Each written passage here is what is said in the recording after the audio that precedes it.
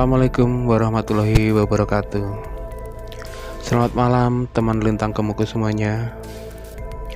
Malam ini Lintang Kemuku mau menceritakan lanjutan cerita misteri dari hantu penembakan misterius atau hantu Petrus untuk bagian kedua atau bagian yang terakhir. Sebelum melanjutkan cerita ini, alangkah baiknya buat teman-teman like, comment, and subscribe dulu ya. Baiklah, mari kita lanjutkan cerita tentang hantu kurban Petrus ini untuk bagian yang terakhir. Baiklah teman-teman Lintang Kemuku semuanya, seperti biasa hari menjelang sore dan aku sudah dimandikan oleh ibu dan bersiap untuk berangkat menjemput kakakku pulang dari sekolahnya. Setelah beres, ibu mengunci pintu rumah, lalu kami berangkat. Aku berjalan dituntun ibuku. Sekali ada tetangga yang menyapa setiap lewat di depan rumah mereka. Dan tak lama kemudian aku dan ibu sampai di tugu perbatasan antara desa dan kebun cengkeh itu. Seperti biasa, saat kami masih berangkat jalan dan perkebunan masih tampak terang, dan kami terus saja jalan. Sesekali aku digendong oleh ibuku karena kecapean, dan hari masih terang.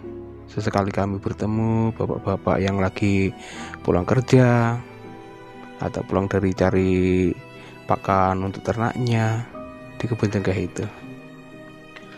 Setelah sekian lama kami berjalan, dari jauh kami lihat bayangan samar-samar dari kejauhan. Seorang anak perempuan berbaju seragam biru putih ya, sedang menuntun sepedanya. Ya, itulah kakakku. Dan kami bertemu. Seperti biasa, ibu memberikan air minum yang dibawa dari rumah tadi.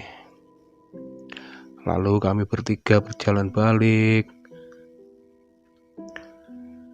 Tak lama kemudian, tiba-tiba langit tampak mendung dan gerimis pun turun rintik-rintik.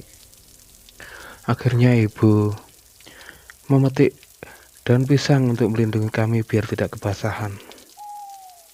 Tanpa terasa perjalanan kami sampai di pertengahan kebun cengkeh itu, dan suasana sudah agak gelap.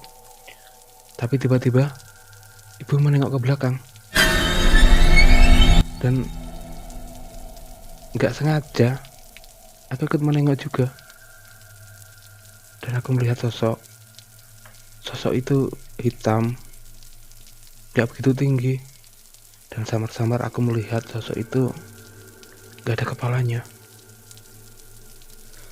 Sementara ibu buru-buru mempercepat langkahnya sambil bantu mendorong sepeda kakakku. Sambil jalan, aku sendiri sesekali menengok sosok itu. Lama-lama aku lihat sosok itu hilang di telan gelapnya hari menjelang malam itu. Lalu lah sampai di tugu perbatasan, kami sudah agak lega. Tapi suatu kejadian yang luar biasa mengejutkan itu terjadi. Dari tugu sebelah kanan, aku dan ibu mendengar orang merintih kesakitan dan minta minum. Tapi gak ada sosoknya. Sedangkan kakakku gak mendengar tapi melihat ada 3 orang disandarkan di tugu itu, berjajar dan penuh dengan noda darah, yang membuat kakakku itu gak bisa bicara karena saking takutnya mungkin. Naluri ibu segera menggendong aku dan tangan sebelahnya menarik sepeda kakakku sambil sedikit berlari. Sampai di rumah kami semakin lega. Dan pagi itu hari Minggu, kakakku libur sekolah. Ibu dan kakakku berunding, bagaimana kalau kakak pindah sekolah yang lebih dekat dari rumah. Setelah kami mengalami banyak kisah menakutkan, hampir 2 tahun lamanya, dan akhirnya kakakku setuju. Dan berakhirlah pengalaman misteri yang kami alami selama ini. Ya, mungkin begitulah ya, teman-teman Lintang Kemukus semuanya. Itulah kisah nyata yang Lintang Kemukus sendiri alami ya. Baiklah teman-teman Lintang Kemukus semuanya.